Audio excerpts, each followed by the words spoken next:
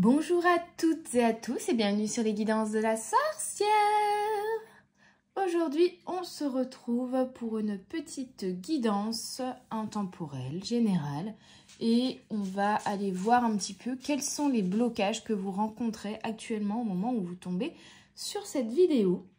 Bien sûr, vous prenez uniquement ce qui résonne avec vous et avec ce que vous êtes en train de vivre. Et s'il n'y a rien qui vous parle, ce n'est pas grave.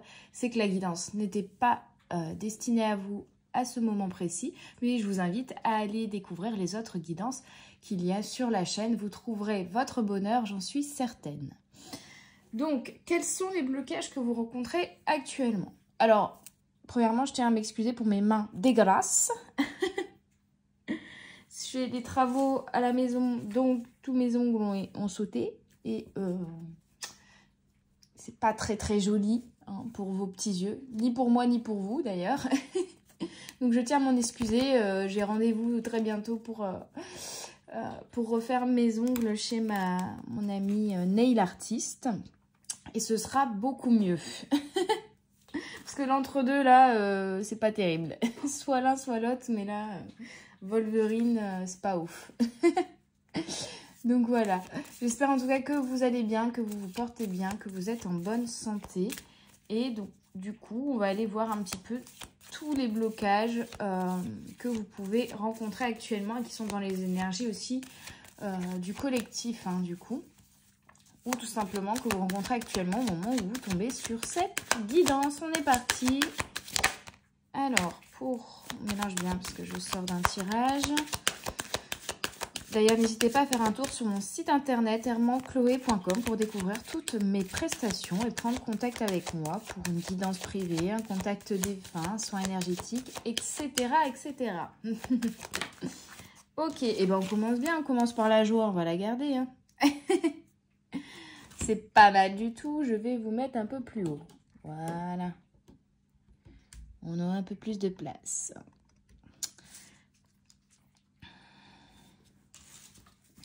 Bon, bah si on vient identifier des blocages avec la joie, ça va, hein. Ça va. Il n'y a pas tant de blocages que ça, finalement. On va aller demander plus de détails. En tout cas, si actuellement vous rencontrez une difficulté ou un blocage, sachez que ça va... ce blocage va disparaître, ces difficultés vont se régler et vous allez retrouver de la joie. Il y aura peut-être une bonne nouvelle à fêter, un mariage, une naissance, une bonne nouvelle, une signature de contrat, voilà. Vous voyez, projection. Donc à l'avenir, tout va bien se passer. À l'avenir, vous allez avoir du succès. Les choses vont se débloquer pour le mieux.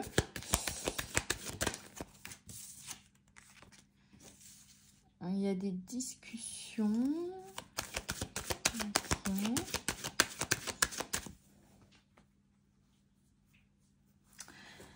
Pour certains, il y a peut-être un manque de clarté actuellement. Peut-être un flou. En fait, vous, si en tout cas vous n'êtes pas épanoui et pas dans cette énergie de joie, pas totalement en tout cas, il y a peut-être une sorte de manque dans un domaine de votre vie. Peut-être que pour certains même, vous allez vous dire, mais je comprends pas, j'ai tout ce que je veux, j'ai une vie de famille, j'ai un amoureux, tout se passe bien, j'ai un travail que j'aime et ça se passe bien, enfin, vous voyez.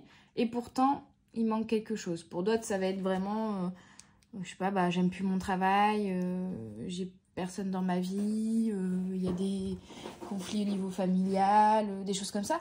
Mais pour ceux qui, de prime abord, se diraient tout va bien pour moi, il y aura quand même, globalement, en fait, comme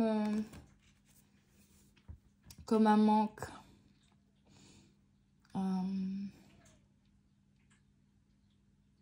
C'est-à-dire que vous êtes en transition entre l'ancien vous et le nouveau vous un petit peu, et du coup dans cette phase de transition vous savez plus trop qui vous êtes, ou en fait c'est comme si oui vous commenciez à entreapercevoir ce que vous ne voulez plus, mais vous ne savez pas encore ce dont vous avez besoin. C'est un peu ça pour l'avenir, vraiment dans cette phase de transition d'un cycle à l'autre. Vous savez ce que vous quittez comme cycle, vous savez ce que vous ne voulez plus, vous... Peut-être pour certains même, vous savez vers quoi vous voulez diriger, mais vous ne savez pas comment y arriver en fait. Ça peut être ça aussi. De quelle manière commencer ce projet, de quelle manière vous y prendre. On aura l'importance quand même de discussion. Ok, qu'est-ce qu'on peut nous dire d'autre? Et on a la trahison. Ok.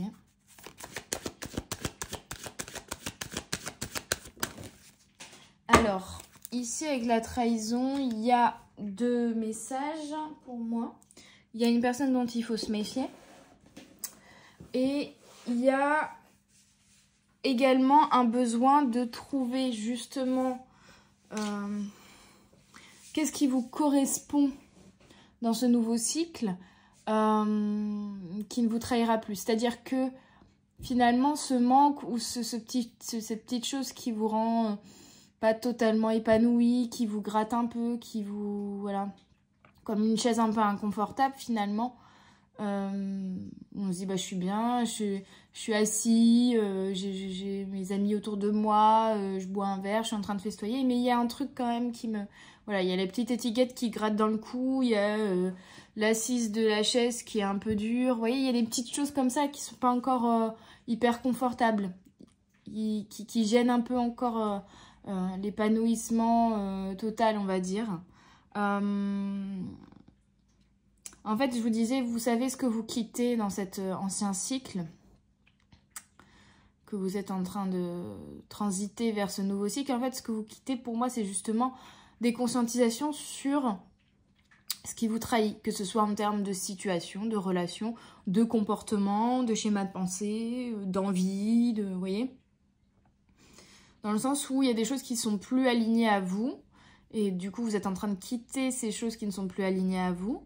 Mais du coup, vous vous dites, bon, bah, finalement, ça crée un vide parce que j'enlève cet élément-là de ma vie. Et pour l'instant, j'ai rien d'autre à mettre à la place, quoi. C'est un petit peu ça. Vous voyez, comme si, par exemple, vous quittiez votre travail en vous disant, de toute façon, ça ne me convient plus, je suis malheureuse, voilà. Mais que vous ne savez pas encore ce que vous voulez faire comme nouveau travail. Est-ce que vous voulez reprendre une nouvelle formation? Est-ce que vous voulez rester dans le même domaine et chercher un autre boulot? Enfin, voilà, vous ne savez pas. Vous voyez, vous savez ce que vous voulez quitter parce que ça ne vous convient plus, mais vous ne savez pas vers quoi vous diriger pour que ce soit quelque chose et une nouvelle voie que vous entamiez qui soit complètement alignée et fidèle à qui vous êtes, quoi. Et on a le cadeau avec les enfants. Ça peut être un cadeau d'un enfant, ça peut être un cadeau d'un parent, mais...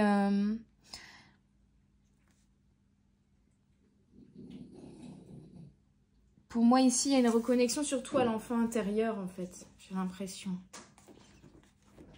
C'est ça qui vous manquait, je crois. Dans ce que vous êtes en train de quitter. C'est que votre enfant intérieur, il était pas... Il était bridé, il était freiné, ou il n'était pas épanoui. Il était fatigué aussi. Donc là, dans cette phase de transition, il y a peut-être besoin un peu de repos aussi. Où il était trahi dans ce qu'il souhaitait, dans ses rêves, dans... Voilà. Pour vous reconnecter un petit peu plus à votre enfant intérieur, pour le coup. Et du coup, reconnecter à la joie. Au fait de célébrer, de festoyer, de... Alors... Plus d'informations, s'il vous plaît, les guides. On a l'hérédité avec le 1, donc on a vraiment cette notion de nouveau départ, nouvel ancrage. Ça peut être... Vous voyez, je vous disais, un rapport avec la famille. Soit on lâche des relations familiales qui nous faisaient souffrir, soit on lâche des comportements ou ouais, des schémas de fonctionnement ou des dynamiques relationnelles au sein de la famille qui n'étaient pas bonnes. Pour certains, on coupe peut-être le cordon aussi avec un des parents avec qui on était fort proche, fort fusionnel, mais qui du coup...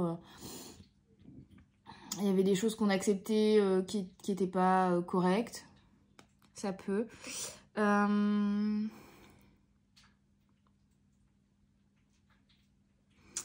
Pour certains, il y aura peut-être aussi une arrivée d'argent en lien avec la famille.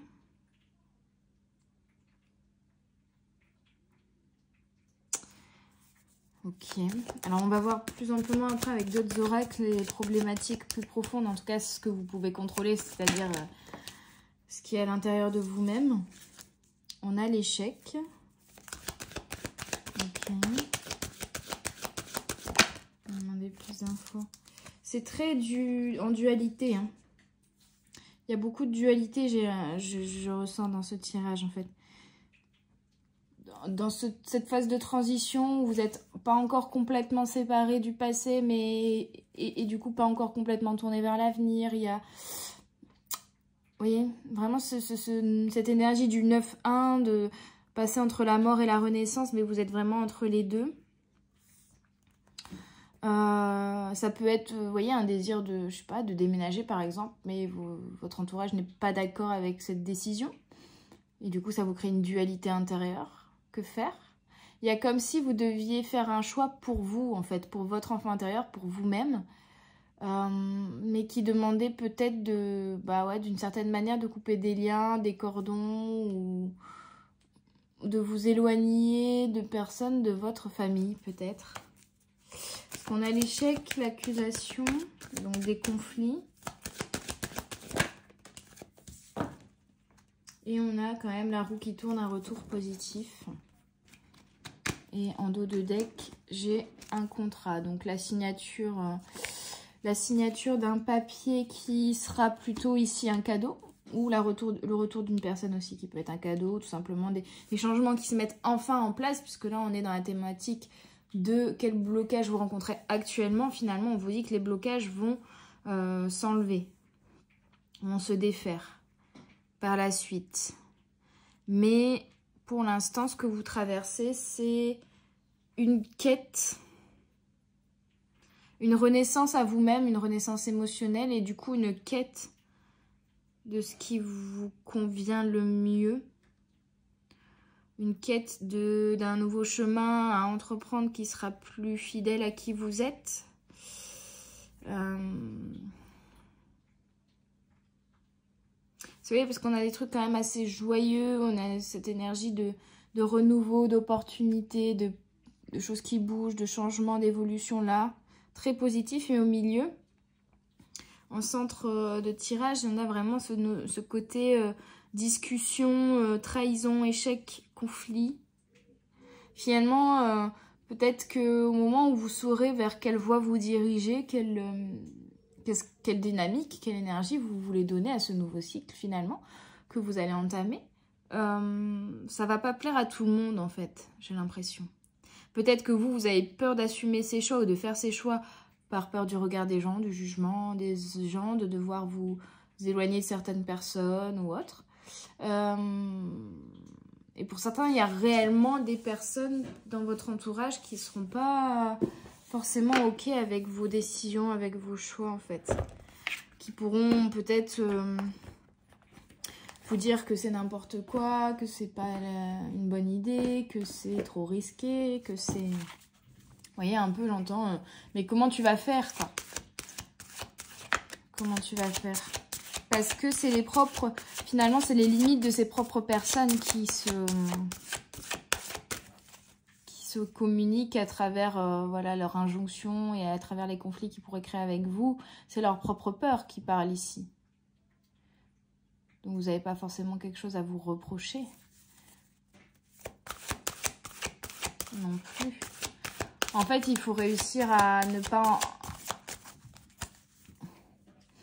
pas nourrir le conflit et être un peu sûr d'une certaine manière de votre décision, dans le sens où vous ne laisserez pas le choix et pas la brèche pour que les personnes qui ne soient pas d'accord avec cette décision puissent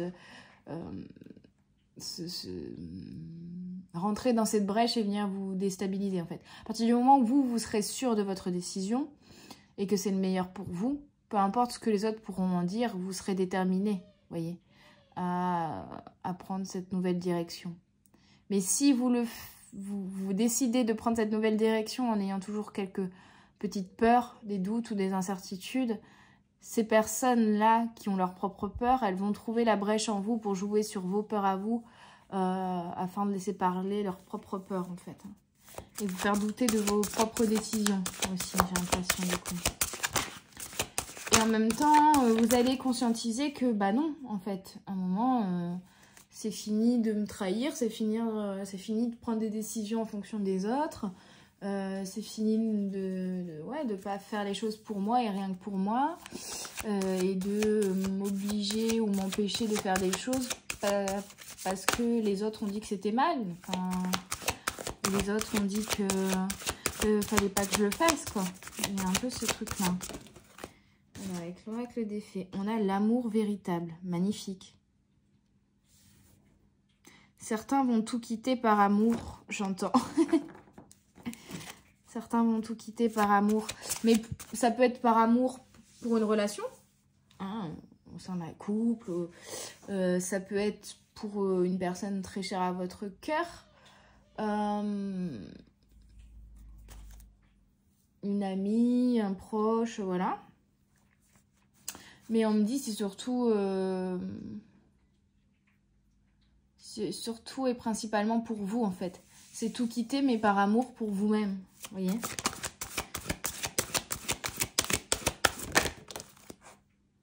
On a le flocon de neige. Donc, on a l'amour véritable, mais on a encore une fois cette notion de stagnation. Donc, effectivement, on était là pour identifier les blocages et les limitations que vous pourriez rencontrer à l'heure actuelle. Et on voit qu'ils sont bien là. On ne les a pas encore identifiés, mais on voit qu'ils sont là. On a la carte du troc qui vous parle de partage, d'échange. Encore une fois, on est sur des blocages liés au relationnel. Alors, bien sûr, ça peut être valable dans tous les domaines de votre vie, hein, puisque dans tous les domaines de notre vie, on a généralement des relations avec les gens. Que ce soit au niveau professionnel, sentimental, familial, loisirs, projet, associatif, peu importe. Donc, pour moi, la problématique, elle vient du donner et du recevoir ici, finalement. De l'échange, du partage, du rapport aux autres, qui fait qu'il y a une envie de création, vous voyez, qu'il y a une inspiration, qu'il y a une envie, mais qu'il n'y a rien, pour l'instant, qui se réalise dans le concret.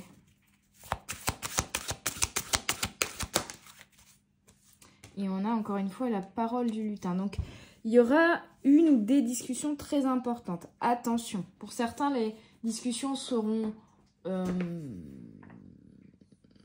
très instructives, seront très positives, amèneront des bonnes nouvelles, feront évoluer les choses. Pour d'autres, au contraire, ce seront peut-être des avis, des discussions avec des personnes qui vous feront douter, qui vous feront remonter certaines peurs, qui vous feront culpabiliser. En fait, ça peut être à double tranchant, comme on dit. Ce qu'il y a d'important ici, c'est cette envie de créer. Il faut pas la lâcher, ça c'est certain. Il ne faut pas la lâcher ici, cette envie de créer. Mais effectivement, quand vous parlerez de votre projet de création, peu importe ce que c'est ici, attention, vous êtes prévenus. Attention, il y aura des personnes jalouses, il y aura des personnes médisantes, il y aura des personnes qui vont essayer de vous mettre peut-être des bâtons dans les roues, vous faire douter de vos propres choix, de vos propres décisions. C'est pas par malveillance, je sens pas comme ça, je sens vraiment que c'est les peurs des personnes en face de vous qui vont prendre le dessus en fait et qui vont se retraduire ici. Ok. Allez, quels sont les blocages que vous rencontrez? Moi, j'ai l'impression que c'est vraiment au niveau relationnel et au niveau du donner et recevoir.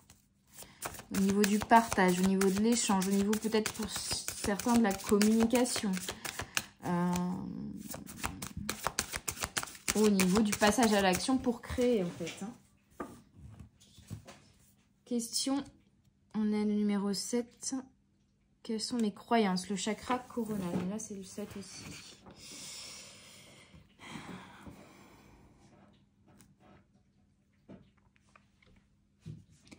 Ouais. Pardon, je baille. Mais je crois qu'il y avait des énergies à évacuer, là.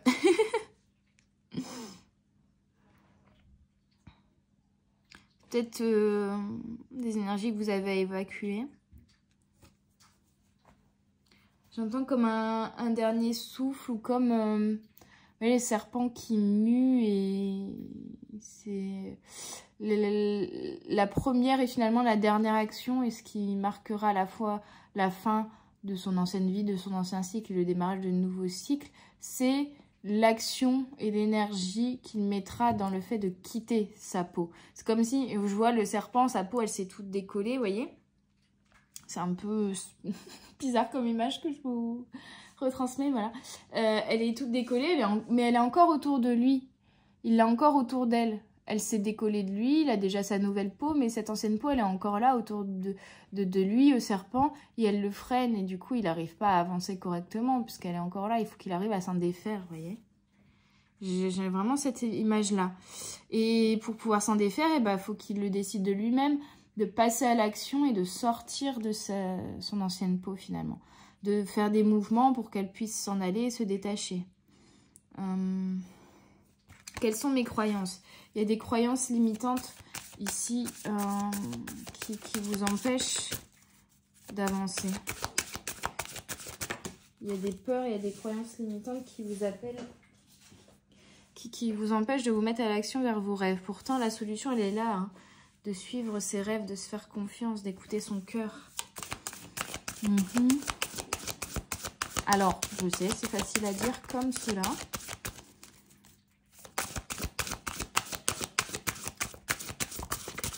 D'accord.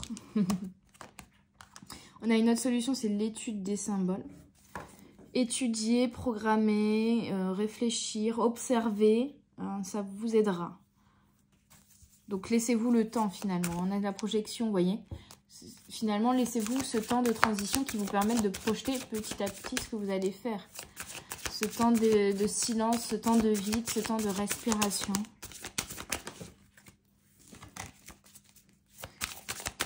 Les blocages, s'il vous plaît. Est-ce que je vois clair? Le troisième œil, vous voyez? C'est ce que je vous disais au début, j'ai l'impression que vous êtes dans le flou, vous êtes dans cette phase de transition où vous savez ce que vous quittez, vous ne savez pas vers quoi vous allez ou de quelle manière vous allez y aller. Et donc, il y a encore un besoin d'observation justement pour y voir plus clair.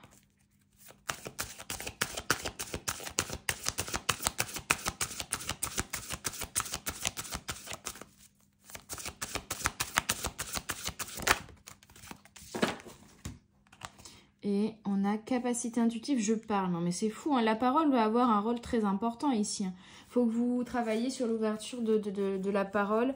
Et on a l'amour de soi, là. J'ai envie de la prendre, je vais la mettre là. Je pense que ça va être très important. De savoir finalement, par la parole, peut-être par la communication, exprimer vos désirs, vos besoins et vos limites également. Et s'il y a une personne en face de vous qui vous dit... Je ne suis pas d'accord, tu ne devrais pas faire ça. Et vous, c'est un peu le truc ici de savoir désormais vous imposer et dire, bah, j'entends que tu ne sois pas d'accord, mais moi, je suis d'accord avec moi-même et c'est le principal finalement. Et je sais que c'est la bonne décision pour mon bien-être. Donc, tu n'as pas grand-chose à dire. Et ton avis, je l'ai entendu, mais ce n'est pas pour autant que j'ai le même avis que toi ou que je le valide d'une certaine manière. En tout cas, ici, communication très importante. Prenez le temps de vous donner de l'amour, de vous écouter, de renouer avec votre enfant intérieur, d'évaluer quelles sont les croyances ici, mais on va aller le voir avec l'oracle des vérités cachées. Quelles sont les croyances, les schémas de pensée, les schémas de fonctionnement qui vous limitent dans la réalisation ou dans le fait d'y voir plus clair aussi, hein, c'est surtout ça. Prendre le temps en fait, prenez le temps d'observer, d'y voir plus clair, ne vous précipitez pas.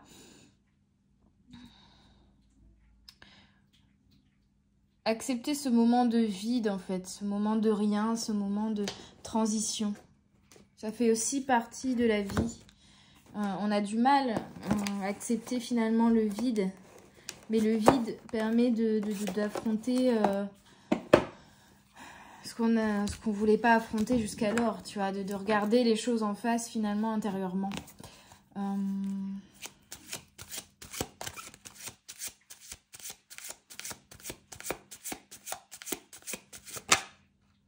Généralement, quand on n'arrive pas à accepter le vide, le rien, c'est parce qu'on fuit quelque chose. Donc on a besoin de combler, de s'occuper, de remplir bien ses journées pour ne pas avoir le temps de penser, comme on dit.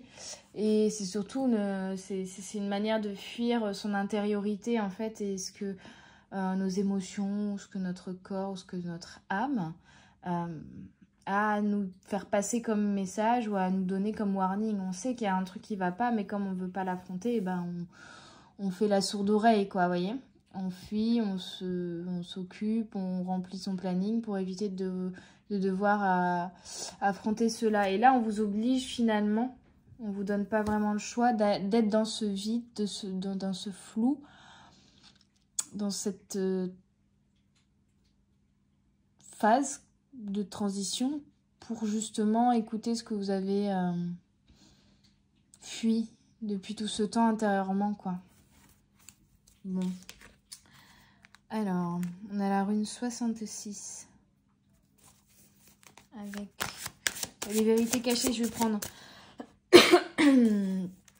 4 cartes. Et puis ensuite, j'irai lire le livret parce que bon, je ne le connais pas encore bien, il y a beaucoup de cartes. En plus, ce sont des runes. Et puis le livret est très intéressant à chaque fois. Très précis et très bien écrit, et très détaillé. Hop. On a le 60, le 6, vous voyez, il y a quelque chose à laisser derrière vous. Et c'est en lien quand même avec le relationnel. Hein.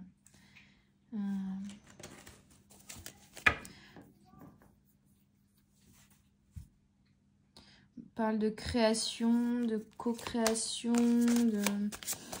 de cercle relationnel, d'un besoin de clarté aussi, d'attraction, j'ai plus et de moins comme les aimants, de changement de voie. On a comme si, vous voyez, là ce serait le cycle moins, le cycle que vous quittez, là c'est le cycle plus, le cycle vers lequel vous allez vous diriger qui sera d'autant plus aligné à qui vous êtes.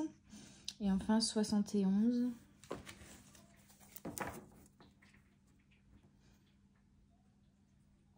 Là, on a vraiment cette notion de connecter à soi dans sa globalité, dans ses corps physiques et éthériques, de réaligner aussi les chakras. C'est marrant, c'est que là, c'est comme s'ils étaient alignés dans le sens horizontal, vous voyez. Comme s'il fallait finalement les aligner différemment. Je me suis demandé c'était quoi ce bruit. Je sais pas si vous allez l'entendre, mais c'est le distributeur de croquettes qui est vide et du coup qui fait un bruit un peu bizarre. Il va falloir que je le remplisse. Ça m'a perturbée. Trop bizarre. Ce bruit. J'ai cru qu'il y avait quelqu'un qui chantait à côté de moi ou que la télé s'était mise en route parce qu'une fois, pour un tirage privé comme ça, la télé s'est mise en route. Des fois, ils font passer des messages par des biais assez étonnants. Allez, on revient à cette guidance. J'ai été perturbée. Donc 66, la conversion. Si vous avez tiré ce sceau, recevez-le soit comme des félicitations, soit comme un avertissement. Soit vous avez apporté un changement positif sur le plan mental et émotionnel qui se convertit maintenant physiquement dans le corps sous la forme d'un bien-être accru. Soit votre manque de considération du stress émotionnel et mental le fait se manifester physiquement, sous la forme d'une diminution du bien-être. Vous pouvez avoir un petit peu de somatisation actuellement, de par un mal-être émotionnel, mental qui se répercute sur le corps parce qu'il n'a pas été écouté. En d'autres termes, l'aspect émotionnel et mental de la vérité de soi, dont on n'a pas conscience, ou qu'on n'admet pas, se transforme en symptômes physiques. Donc, vraiment sur la somatisation. Vous devez être plus attentif à votre corps. Votre corps est une manifestation de votre conscience. Il essaie d'attirer votre attention. Soit il vous félicite pour un changement que vous avez fait, soit il essaie de vous amener à faire un changement. Donc si vous sentez juste la joie comme on a vu au début, bah, tant mieux. C'est que vous avez effectué des changements qui sont alignés à vous. Donc continuez tout simplement dans cette voie. Par contre, s'il y a des résistances, s'il y a des blocages, s'il y a des douleurs physiques, là, il va falloir aller chercher l'origine, la racine de cette douleur physique au niveau mental ou émotionnel. Il essaie de vous transmettre un message sur votre vérité personnelle. Vous n'êtes pas séparé de vos pensées et de vos émotions. Par exemple, si vous êtes constamment fatigué, vous vivez peut-être votre vie en fonction de ce qui doit être fait, ce qui revient à épuiser l'inspiration et la motivation intrinsèque de votre être et qui peut se convertir en changement chimique réel dans votre cerveau et vos muscles. Si vous sentez que vous êtes impuissant dans vos relations, vous pouvez percevoir que vous n'avez absolument pas le contrôle du processus ou libre arbitre impliqué dans les actions de donner et de recevoir des autres. Ok. Vous pouvez avoir tendance à vous sentir isolé. Vous voyez ce côté relationnel, tendance à vous sentir isolé, parce qu'il y a un déséquilibre, je disais, dans le donner et le recevoir. Certains peut-être ici se sacrifient aussi pour les autres. Mais du coup, il y a un manque d'amour et d'estime envers soi-même là, et d'écoute envers soi et ses propres besoins. Vous pouvez avoir tendance à vous sentir isolé, à vous méfier, à vous retrouver dans des relations d'amour-haine, à avoir de la difficulté à vous engager dans des relations et donc, parce que la vie est une relation, à avoir de la difficulté à vous engager dans la vie sur Terre. De ce fait, vous pouvez avoir de la difficulté à trancher s'il vaut la peine de saisir la vie et par conséquent, cette façon d'être se convertira en maladie physique. Donc c'est ça, c'est que vous avez d'une certaine manière une décision à prendre sur la fin de quelque chose et le commencement de quelque chose de nouveau, mais ça peut vous faire peur, vous effrayer, parce que ça vous demande peut-être des sacrifices, ou tout du moins ça vous demande surtout de vous engager dans quelque chose de nouveau. Et il y a une peur peut-être ici de l'engagement à ce niveau-là. Dans ce nouveau contrat, dans ce nouveau départ, dans cette nouvelle relation, dans cette nouvelle aventure. Une méthode que nous pouvons utiliser pour prendre conscience de ce qui se passe en nous est de fermer les yeux, de demander à voir dans notre esprit la partie de nous qui est affectée. Nous laissons l'image apparaître telle qu'elle se forme. Nous pouvons commencer à l'observer et à étudier ses comportements et ses perspectives, ses désirs, ses besoins et ses motivations. Nous pouvons lui poser des questions. Nous pouvons explorer sa relation avec d'autres parties de notre être. Nous pouvons répondre à ses besoins avec notre imagination et mettre ensuite en œuvre les changements dont cette partie de nous a besoin dans notre vie quotidienne. Vous voyez, il y a des changements à mettre en place, vraiment, pour votre bien-être. Une autre méthode utile consiste à décider de mettre à la conscience de la partie de votre corps où la conversion se produit, où la maladie elle-même se produit, de prendre le contrôle de votre corps. Hein? Je n'ai pas compris, désolée. En fait, on vous demande de mettre de la conscience sur la partie de votre corps où vous avez mal, en fait. Hein. Pour reprendre le contrôle sur votre corps ou comprendre ce qui se passe. Par exemple, vous pourriez permettre à la conscience de votre propre mal de tête de contrôler votre corps. Ou vous pouvez laisser la conscience de votre rein gauche prendre le contrôle de votre corps. En prenant l'exemple du rein, vous pourriez vous déclarer intérieurement ou choisir intentionnellement « j'accepte de devenir mon rein gauche ». Puis vous vous abandonnez et permettez à l'énergie de votre rein gauche de combler les espaces dans tout votre corps. Ensuite, vous pouvez parler ou écrire en tant que votre rein. Finalement, c'est la partie de votre corps qui vous fait souffrir. Pour pouvoir l'écouter, il faut lui laisser prendre toute la place et prendre d'une certaine manière prendre le lead dans votre corps pour comprendre le message finalement qu'elle a à vous donner ou le manque qu'elle a, cette partie. Vous écrirez ou parlerez en termes de jeu, mais c'est votre rein qui parlera, pas vous. Ne pensez pas aux réponses que vous donnez. Donnez-les simplement comme si vous faisiez un exercice de conscience. Sachez que tout ce qui est dit ou ressenti pendant cet exercice est valable et est apparu pour une raison importante. Lorsque vous aurez terminé, vous pouvez vous déclarer intérieurement « Je me libère à présent de l'obligation d'être mon rein gauche » et rappelez-vous qui vous êtes, en quelle année vous êtes et où vous êtes, afin que vous puissiez accueillir de nouveau votre propre conscience dans votre incarnation. C'est un petit travail de conscientisation et de méditation finalement, voire même d'auto-hypnose, en tout cas de connexion à son subconscient ou à son inconscient également, qui est très intéressant à faire, mais c'est vrai que tout le monde ne se sentira pas apte à le faire solo. Hein. Donc n'hésitez pas aussi tout simplement à vous tourner vers des praticiennes en soins énergétiques, en soins holistiques, qui pourront vous aider là-dessus également à venir la praticienne viendra du coup voir, déjà évacuer les énergies liées aux douleurs physiques et puis conscientiser si elle le pratique de cette manière. En tout cas, moi, c'est ce que je fais. Venir chercher et canaliser et conscientiser du coup ce qui a créé cette douleur physique. Voilà. Je suis perturbée parce que mes voisins sont en train de s'engueuler.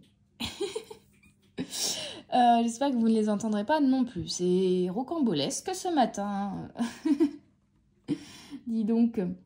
Mais voilà, on avait vu qu'il y avait des conflits, vous voyez. Donc, je pense que c'est symboliquement, on est dans cette énergie-là de, pour l'instant, tout le monde est un peu en transition, tout le monde est un peu dans le flou et ça crée des conflits qui peut-être n'ont pas lieu d'être finalement. Mais ça vient mettre en exergue finalement aussi peut-être un conflit intérieur. Moi, c'est ce que je ressens ici. Hein. Beaucoup de conflits intérieurs.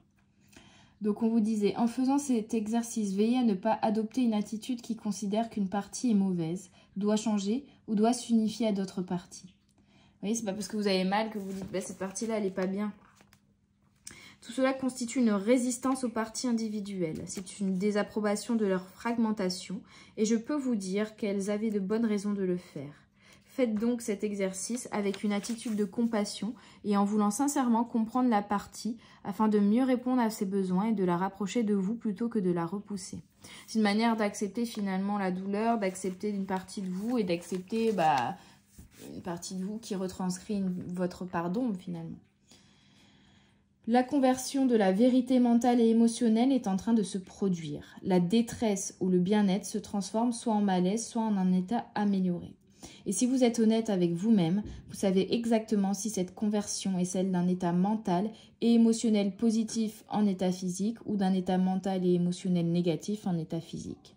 Ce souhait est venu vous féliciter d'avoir effectué un virage positif qui s'est transformé en virage physique ou vous aider à prendre conscience d'un virage qui doit être effectué parce qu'un état de détresse mentale et émotionnelle est en train de se transformer en état physique. C'est ça, c'est que là, il y a quelque chose que vous devez absolument comprendre aujourd'hui et conscientiser par rapport à un manque, par rapport à une croyance, par rapport à ce qui se passe intérieurement.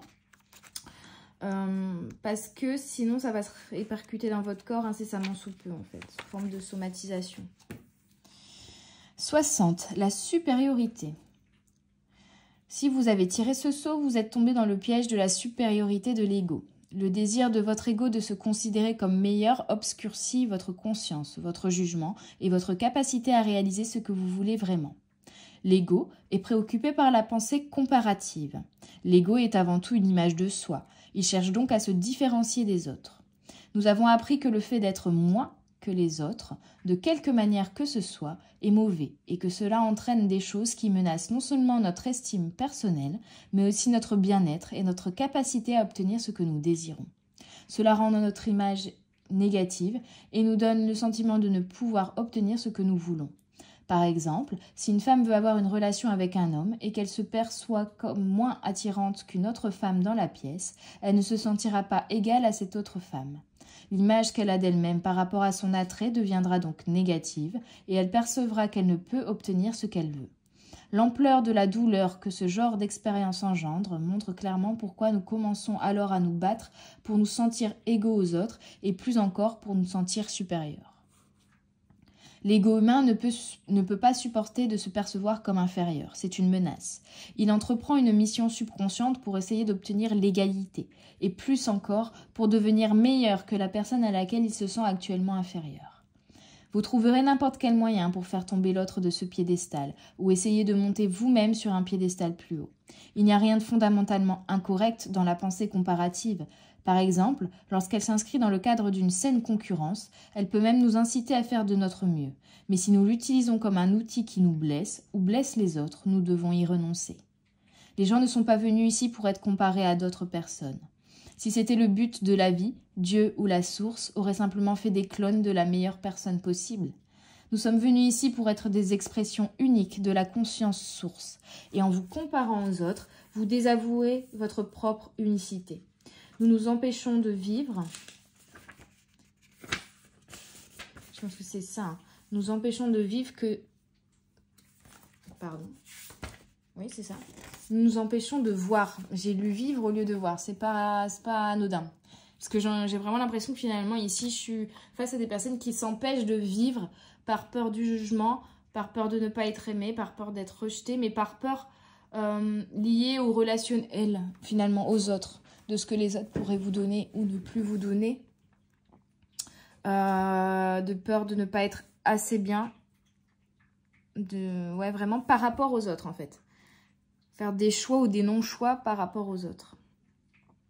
Donc, je reviens livrer. Nous nous empêchons de voir que nous sommes tous supérieurs les uns aux autres à certains égards et inférieurs à d'autres égards. Michel-Ange a dit un jour « Chaque bloc de pierre contient une statue et c'est au sculpteur de la découvrir. La contribution, le but et la valeur d'une personne dans ce monde sont tout à fait uniques alors qu'il en soit ainsi. Si vous avez tiré ce sceau, vous en tirerez également profit en passant un certain temps à accepter l'énergie du sceau 20 ainsi qu'à en comprendre le message. Bon, ça, on s'en fout. Le sceau 20, il n'est pas là. La chose qui nous préoccupe le plus lorsqu'il s'agit d'égalité est la valeur. Nous voulons être appréciés au même titre ou encore plus que les autres. Dans cette dimension physique, cependant, c'est impossible car la valeur est déterminée par les besoins, les perspectives et les préférences. Par exemple, en temps de guerre, un diamant ou un rubis n'a aucune valeur. Une bouteille d'alcool, en revanche, en a beaucoup. Si une femme veut qu'on s'occupe d'elle financièrement et qu'un homme riche et l'homme le plus disponible émotionnellement du monde franchissent la porte en même temps, la femme accordera plus de valeur à l'homme riche. Les besoins d'un employé ne seront pas traités de la même manière que ceux d'un PDG, car une entreprise peut se permettre de perdre et de remplacer un travailleur, alors qu'elle ne peut souvent pas se permettre de perdre et de remplacer un PDG. Nous voulons que notre point de vue soit aussi important que celui de n'importe qui d'autre, dans n'importe quelle circonstance. Mais ce n'est pas le cas. Si quelqu'un a médité sur une montagne pendant 20 ans, votre opinion sur la méditation n'aurait pas autant d'importance que la sienne. Elle lui serait inférieure. Si vous avez tiré ce sceau, c'est que vous êtes appelé à voir vraiment comment vous vous battez pour être valorisé en exigeant d'une certaine manière d'être plus et meilleur que quelqu'un d'autre. Cela suggère qu'une certaine insécurité se cache au fond de vous. Quelle est-elle ? Même si vous êtes un meilleur athlète ou vous en savez plus sur quelque chose que quelqu'un d'autre, par exemple, votre supériorité en ce moment fait des dégâts et bloque ce que vous désirez. Quelque chose que vous pensez, dites ou faites donne aux gens un sentiment d'infériorité, ce qui les fait vous percevoir comme une menace. Vous voyez, je prends un exemple, mais je ne sais pas, vous êtes aux petits soins pour vos parents qui commencent à être âgés, qui commencent à avoir des petits soucis de santé dus à la vieillesse, tout ça. Et du coup, vous sacrifiez un de vos rêves qui vous permettrait de vous épanouir, etc. pour être aux petits soins avec vos parents. Et vous vous dites, bah, ils vont me remercier, ils vont, voilà. D'une certaine manière, ça vous flatte dans votre ego parce que du coup, vous vous sentez supérieur à vos parents d'une certaine manière parce qu'ils ont besoin, ou en tout cas, vous pensez qu'ils ont besoin de vous, absolument, pour vivre correctement, etc.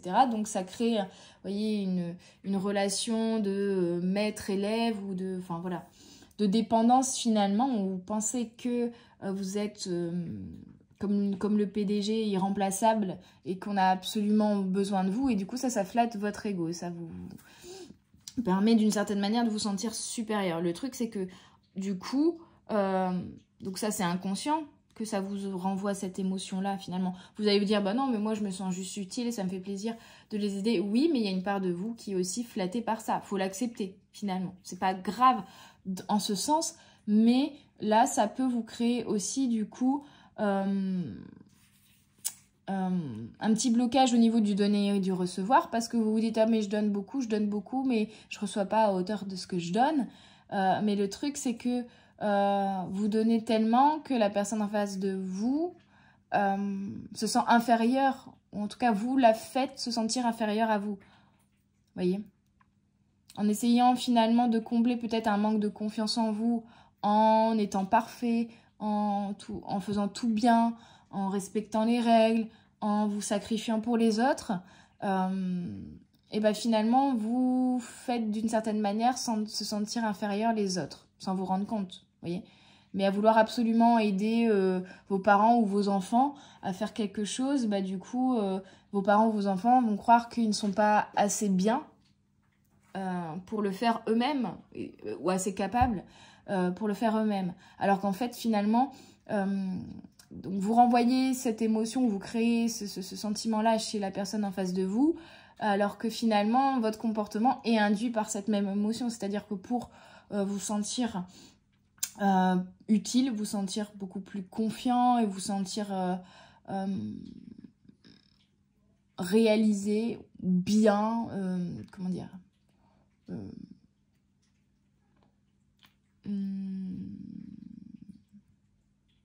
supérieur, mais c'est pas le terme, c'est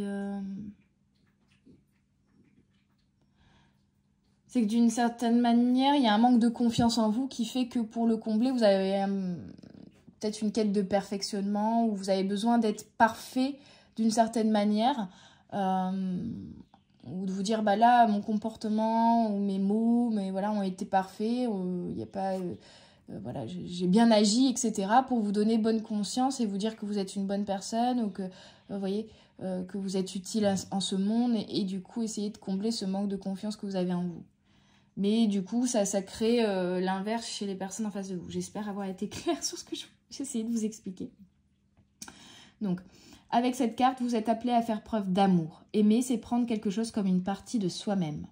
Par exemple, si les Blancs avaient considéré les Noirs comme une partie d'eux-mêmes, au lieu de se croire supérieurs, ils n'auraient pas pu les asservir sans en ressentir eux-mêmes les effets négatifs, et l'esclavage n'aurait jamais existé. Lorsque nous aimons quelque chose, nous nous dressons pour que cette chose obtienne ce qu'elle veut, au lieu de l'empêcher d'obtenir ce qu'elle veut. Nous cessons d'être contre elle. Vous êtes également appelé à tout remettre en question et à considérer chaque perspective afin de prendre conscience de tout et d'arriver à une vérité supérieure. Cessez de vous focaliser sur vous-même en termes d'infériorité ou de supériorité. Au lieu de penser, de parler et d'agir en être supérieur, ce qui revient à vous battre pour qu'une personne se considère comme inférieure à vous, réorientez-vous et vous et votre interlocuteur, vers la reconnaissance de la valeur intrinsèque et unique de chacun. Donc c'est accepter finalement les différences des autres et accepter votre propre différence. Arrêtez de vous comparer, accepter que vous êtes unique mais que les autres sont uniques aussi et donc, vous voyez, différents et qui peuvent avoir des avis différents. Parce qu'à vouloir absolument avoir raison parfois, et ben du coup on se ferme à l'autre en fait, vous voyez. On se ferme des possibilités et on se braque et on crée des conflits qui n'ont peut-être pas lieu d'être si tout simplement on acceptait l'avis de l'autre, en tout cas on acceptait la différence de l'autre sans se dire que moi j'ai raison et lui il a tort, ou inversement lui il a raison et moi j'ai tort et donc du coup je suis inférieure, vous voyez, sans se rabaisser ou se valoriser à travers ce rapport-là. Et du coup, remettre de l'équilibre dans vos relations, ça viendra arrêter finalement à vous comparer et à arrêter de juger les autres ou arrêter de vouloir mettre une échelle de valeur en mode bah moi je suis meilleure que lui ou moi je suis moins bien que lui, vous voyez. Ce qui fera que nourrir finalement un manque d'estime de soi, un manque d'estime de l'autre et du coup un manque d'amour globalement. Le 75, l'incompatibilité. Si vous avez tiré ce sceau, il y a dans votre situation actuelle une incompatibilité. Vous ne la voyez pas ou ne la reconnaissez pas. Donc c'est ça, c'est cette dualité que je vous disais. Hein. Il y a peut-être un désir que vous avez, mais en même temps, il y a encore des croyances ou des pensées ou des schémas de fonctionnement qui font que vous ne pouvez pas aller vers la pleine réalisation de ce désir ou la manifestation de vos intentions ou de ce que vous désirez. Il y a une dualité. Il y a une part de vous qui veut quelque chose et une part de vous qui ne veut pas. Il y a une part de vous qui a envie d'aller vers un projet et une autre part de vous qui en a peur. Et du coup, cette dualité crée finalement ce flou, quoi, où vous savez plus, vous y voyez pas clair, vous savez pas vraiment ce que vous devez mettre en place, quelles sont les actions, j'y vais pas. Beaucoup de questionnements, beaucoup de doutes, voilà, du flou et on sait plus vraiment... où on est, ce qu'on veut plus, enfin voilà. Ok. Donc, l'incompatibilité. Il y a dans votre situation actuelle une incompatibilité et vous ne la voyez pas ou ne la reconnaissez pas. Cela pourrait être l'incompatibilité avec toute chose telle qu'une autre personne, un milieu de vie, une pratique de santé ou spirituelle, un groupe ou un emploi. Vous êtes conviés à cesser d'essayer d'enfoncer une cheville carrée dans un trou rond et à accepter cette incompatibilité afin de vous permettre, à vous ou à quelqu'un d'autre, d'être attiré vers ce qui est compatible au lieu de continuer à essayer de changer ce qui ne changera pas. C'est ça, peut-être que, par exemple, au sein d'une relation, vous savez que ça ne fonctionne pas et vous essayez vainement peut-être de changer l'autre pour que la relation vous convienne à vous. Mais déjà, vous vous mettez peut-être en situation du coup de supériorité face à l'autre en disant bah toi t'es imparfait, tu devrais plutôt changer ça, moi je l'ai déjà changé et moi j'ai déjà compris ça, ou vous voyez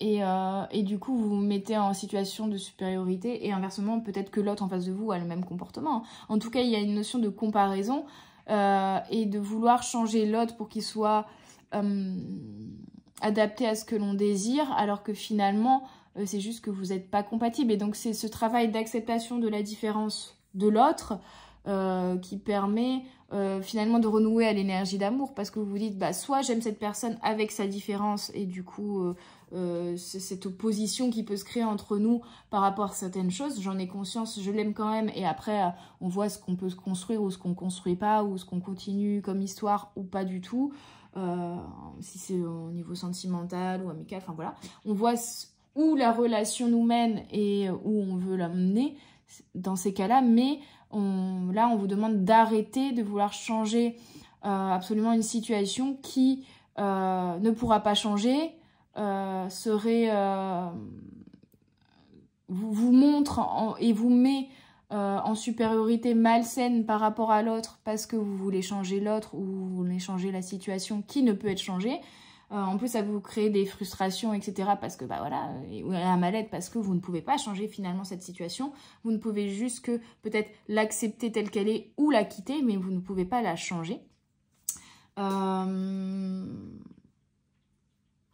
et c'est ce qui crée aussi cette dualité-là, c'est qu'à un moment, vous ne pouvez pas faire de petits changements finalement.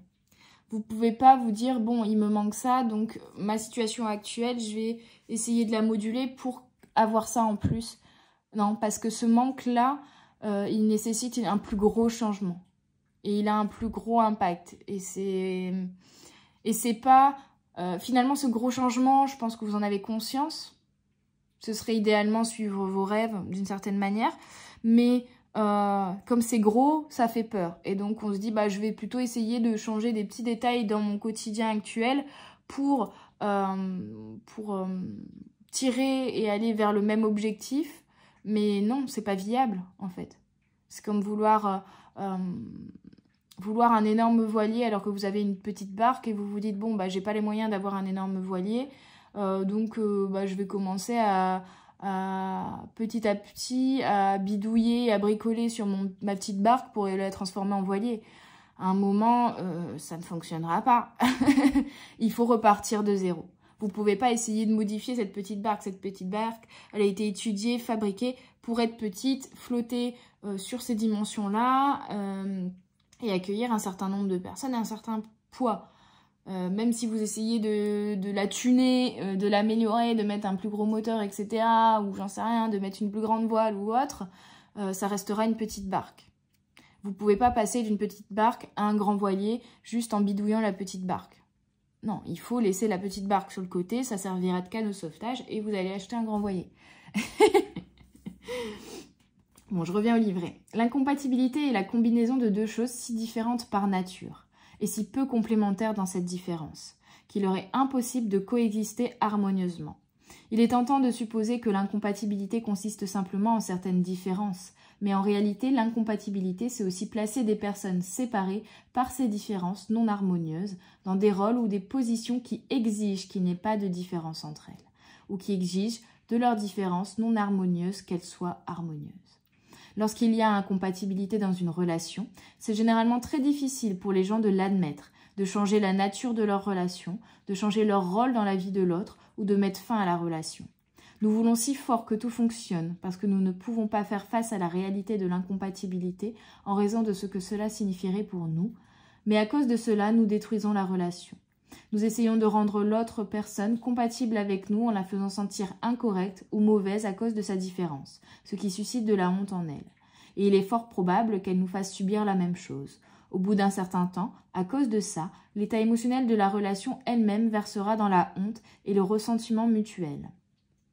Souvent, lorsque nous faisons sentir l'autre personne mauvaise à cause de sa différence, nous trouvons une raison pour laquelle elle est incorrecte et essayons ensuite de la guérir de cette différence ou de changer la différence pour qu'elle n'existe plus. Cela ne fonctionne jamais, car si vous essayez, le message transmis à l'autre sera « Il faut te soigner parce qu'il y a quelque chose qui cloche chez toi ». L'autre se sentira totalement mal aimé, rejeté et non désiré.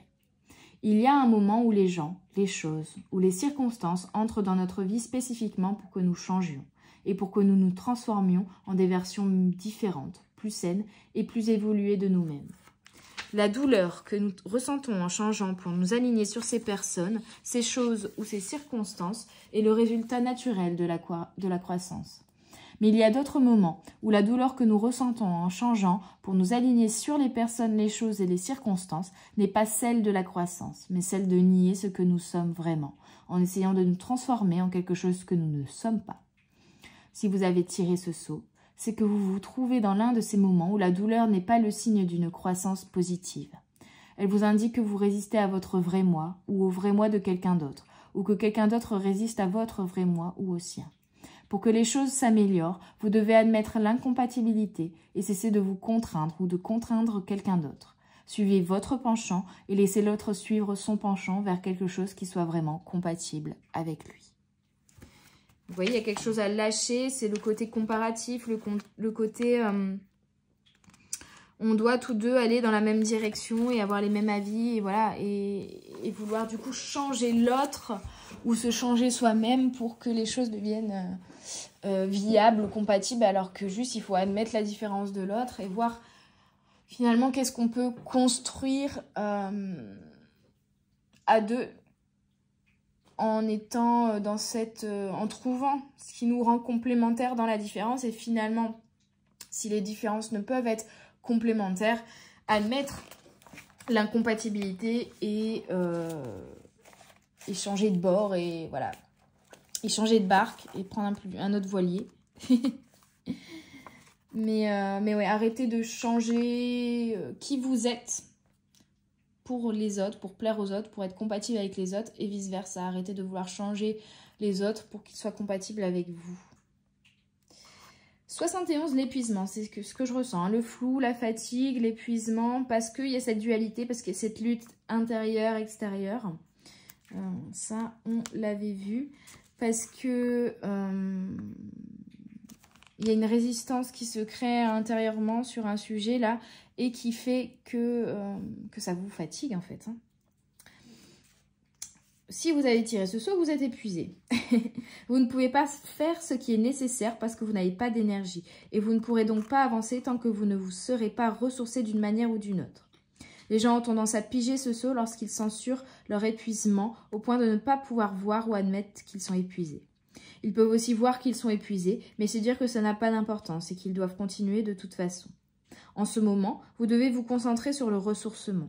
Cela pourrait être n'importe quoi qui vous convienne. Il peut s'agir de ne rien faire du tout, ou peut-être de vous reposer, de prendre des vacances, de dormir, de vous détendre, de méditer, de lire, de pratiquer un passe-temps qui vous enthousiasme, de regarder des films, d'obtenir de l'aide de quelqu'un pour vous soulager du stress en vous déchargeant de certaines responsabilités, de recevoir des massages, de faire un travail énergétique, de recevoir de l'acupuncture, de prendre des bains moussants, de consommer certains aliments, de faire du yoga, d'aller dans des endroits qui vous font du bien, ou simplement d'être entouré de personnes qui vous font du bien. La liste est longue. Si ce saut vous apparaît, il est fort probable que dans une situation ou en général dans votre vie, vous vous opposez actuellement au fait de recevoir. Vous voyez encore ce déséquilibre dans le fait de donner et de recevoir. Finalement, vous donnez trop, mais parce que et après vous vous plaignez de ne pas recevoir à hauteur de ce que vous avez donné, mais en fait j'ai l'impression que donner autant ça flatte votre ego. Mais le problème c'est que vous donnez tellement aux autres que vous ne vous donnez pas à vous-même. Et vous pensez, c'est inconscient, mais d'une certaine manière ça vous fait sentir être une bonne personne ou être supérieur aux autres, de donner autant, de dire bah moi je donne autant, moi je suis généreuse, moi je suis bienveillante, moi je prends soin des autres et tout. Ça flatte un peu, c'est con hein, mais ça flatte votre ego en fait. Et ça peut être quelque chose, d'une énergie qui est vachement positive, mais dès lors où vous essayez de changer les autres, dès lors où vous faites sentir l'autre inférieur à vous, là, c'est pas positif, vous voyez. On pourrait penser que recevoir est facile. En réalité, que quelqu'un nous donne ou non quelque chose, nous ne pouvons pas toujours le recevoir. Et puis, ouais, cette notion de comme vous faites sentir peut-être inférieur sans vous rendre compte l'autre va prendre peur parce qu'il se dit bah, je ne suis pas capable de répondre aux attentes, je ne suis pas assez bien, ou se sentir tout simplement moindre, inférieur, j'arrive pas à donner autant, je ne suis peut-être pas une personne bienveillante, vous voyez, à contrario, se sentir vraiment inférieur à ce niveau-là. Et du coup, ne pas vous donner parce qu'elle, avant même de vous donner quoi que ce soit, elle a l'impression que ce ne sera pas assez. Vous voyez? Et que du coup, ça n'en vale pas la peine. Peut-être ça aussi. Hein. Finalement, à force de vouloir absolument donner, bah, vous ne recevez pas parce que vous mettez des attentes déjà peut-être trop hautes sur ce que vous voudriez recevoir, mais qu'en plus, vous donnez tellement que les personnes en face de vous se disent bah, de toute façon, je ne pourrai jamais lui rendre. Je ne suis pas capable de lui rendre à la hauteur de ce qu'elle m'a donné. Donc finalement, bah, vous vous empêchez et vous vous auto-sabotez, vous vous empêchez de recevoir. Les différentes choses positives que les gens nous donnent pourraient toutes entrer dans la catégorie de l'amour. L'attention, les cadeaux et l'aide sont toutes formes d'amour et il y en a beaucoup d'autres. Ainsi, lorsque nous reconnaissons que nous ne pouvons pas recevoir, la chose que nous devons reconnaître est que ce que nous ne pouvons pas vraiment recevoir est l'amour. Nous ne pouvons pas recevoir d'amour parce que nous n'avons jamais été aimés de façon inconditionnelle. Il y a toujours eu des conditions posées à l'amour et au fait de recevoir. De là, on ressent plutôt mal l'amour et le fait de recevoir. Le premier ingrédient pour apprendre à recevoir est de reconnaître les obstacles qui nous en empêchent. D'abord et avant tout, cela implique généralement une méfiance à l'égard des motivations du donneur. Trop souvent, nous savons que le motif pour donner de l'amour est égoïste. Les gens donnent souvent parce qu'ils veulent recevoir. En d'autres termes, donner est une façon courante de prendre aux autres. C'est pourquoi, parfois, nous pouvons recevoir et nous sentir plus épuisés. Mais ce n'est pas une bonne raison pour croire que tout le monde fera cela. Parfois, les gens peuvent en fait se soucier de votre bien-être et de votre intérêt, et vouloir donner parce que cela les rend heureux de le faire et non parce qu'ils veulent obtenir quelque chose de vous. C'est peut-être aussi, oui, l'énergie que vous mettez dans le fait de donner, vous donnez pour recevoir et non pas juste pour donner, peut-être. Mais c'est peut-être inconscient, hein, voilà, mais il y a peut-être un petit blocage à ce niveau-là aussi. Vous n'avez pas toujours donné pour recevoir, ouais. Il y a des moments dans la vie où il est acceptable de prendre le risque de recevoir de quelqu'un, tant qu'il s'agit d'une personne qu'on croit capable de donner par désir de se sentir plus proche de nous, et pas parce que cela lui apporte de la joie et non pour obtenir quelque chose en retour. Supposez que vous êtes un passionné d'ornithologie, mais un passionné qui épie les démonstrations d'amour des oiseaux. Toute la journée, restez à l'affût de l'amour qui vous est donné comme si vous deviez le comptabiliser et le suivre. Sollicitez l'aide d'une autre personne pour vous aider à reconnaître l'amour. Parfois, lorsque nous ne reconnaissons pas l'amour, le fait d'avoir un ami qui nous observe dans notre vie et nous dit « ceci c'est l'amour » ou « cela c'est l'amour » nous aide à en prendre conscience.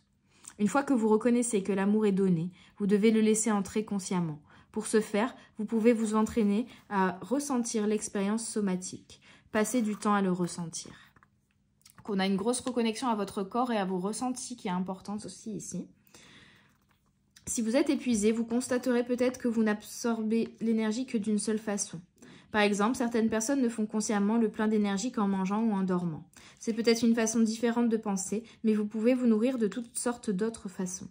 Lorsque vous voyez quelque chose de beau, vous pouvez absorber de l'énergie comme si vous aspiriez cette beauté à travers vos yeux et que vous en remplissiez tout votre corps.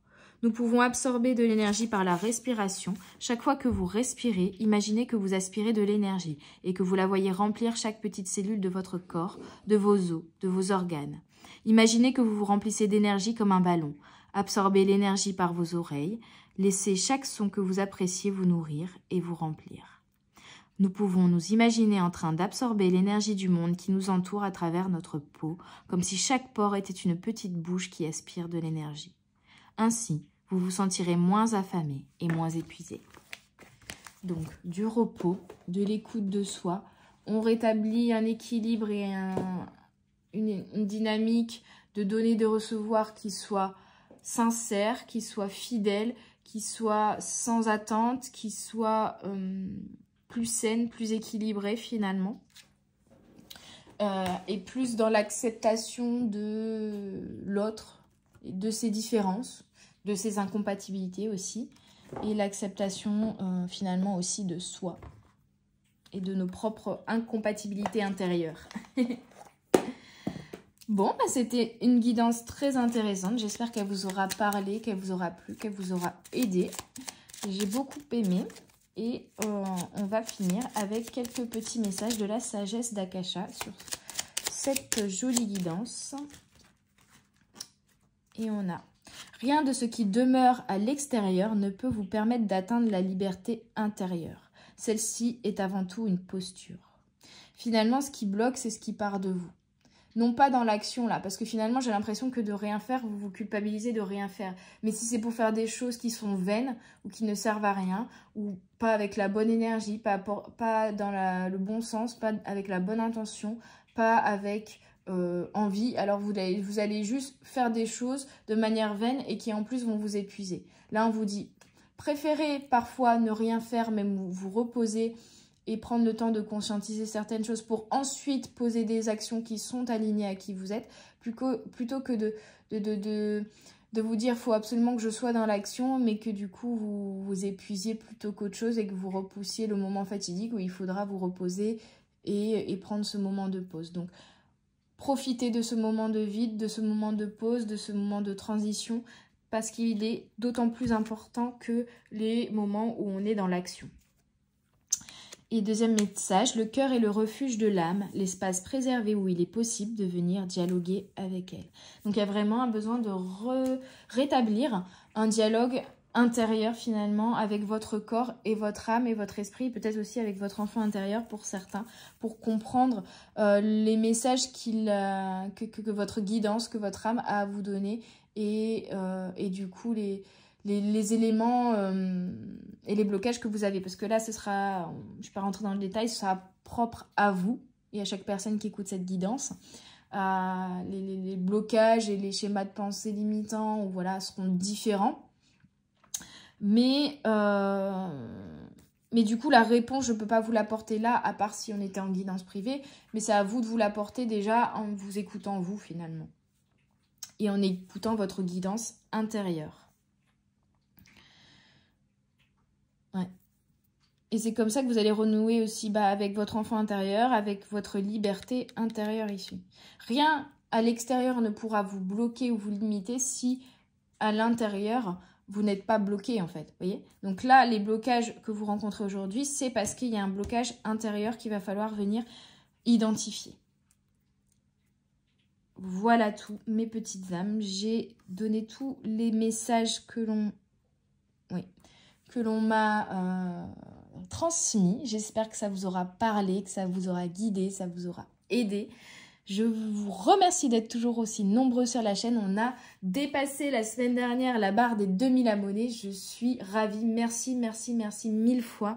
J'ai énormément de gratitude pour tout le bonheur et l'amour et le partage que vous me donnez, mais que vous donnez entre vous également à travers cette communauté et à travers cette chaîne. J'en suis très heureuse. J'adore. J'adore. C'est juste voilà, magnifique et magique. Et ça me fait du bien à moi et j'espère que ça vous fait du bien à vous, ces guidances. Donc voilà, je vous remercie énormément. Et puis bah voilà, si vous n'êtes pas encore abonné, n'hésitez pas à nous rejoindre. On est une petite bande de fifous. C'est la bonne humeur, c'est l'amour, c'est la bienveillance. C'est le respect de chacun ici et c'est toute la beauté finalement de l'être humain. Donc n'hésitez pas à vous abonner, n'hésitez pas à liker et à partager si vous avez apprécié cette guidance. N'hésitez pas à aller découvrir les autres guidances qu'il y a sur ma chaîne. Et enfin, n'hésitez pas non plus à faire un tour sur mes réseaux sociaux, notamment Instagram, donc chloé-h.s ou tout simplement sur mon site internet hermanchloé.com pour découvrir ce que je propose, les prestations, mes posts, mes écrits, mes poèmes, mes canalisations, tout ça. Tout ce que je partage sur la psychologie, le développement personnel et le bien-être globalement, ainsi que la spiritualité. Je vous envoie plein de belles énergies et je vous dis à tout bientôt et bonne journée, bonne soirée sur les guidances de la sorcière. Bye bye!